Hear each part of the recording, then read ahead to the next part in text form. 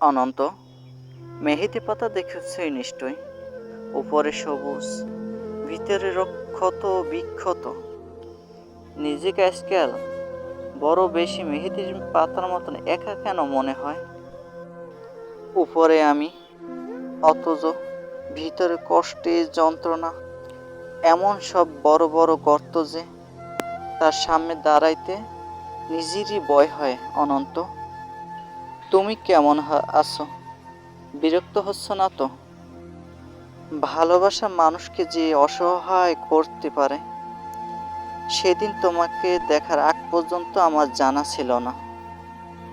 তোমার উত্তম ভালোবাসা জুটি জ্বালিয়ে তুলিয়ে খারখার করেছে আমার ভিতর,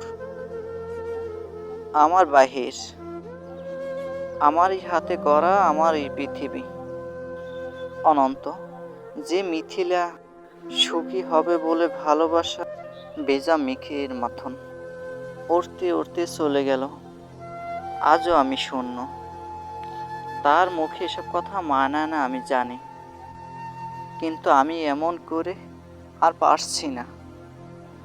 আমার চারিদিকে দেওয়াল থই থই করে। তোমার সেই ভালোবাসা পায়ে পায়ে ছাওয়ার মতন ঘুরে। তোমারই এই স্মৃতি আমি আগলাতেও পারি না, আমি ফেরতেও পারি না। সুখী হতে যে এখন দেখি দাঁড়িয়ে আছি একলা আমি কষ্টে তুষার পাহাড়ে। অনন্ত, তোমার সামনে দাঁড়াইতে আজ আমার কোনো যোগ্যতাই নেই। তবু তুমিও একদিন বলেছিলে বেজা মেঘের মতন অবুঝ আকাশ উড়তে উড়তে জীবনের সুতোয় কখনো যদি টান পড়ে, চলে এসো, চলে এসো, আকাশ বানাবো। শুধুই আজ আমার টান পড়েছে অনন্ত। সব কিছু ভুলে যে আমি তোমার সামনে যে নত হব। আমাকে তুমি আর একবার ভিক্ষে দাও। কথা দিচ্ছি তোমার অমঞ্জনা হবে না কখনো। অনন্ত, এখন আমি জানি তুমি একলা কষ্ট নিয়ে ঘুরে বেড়াচ্ছ।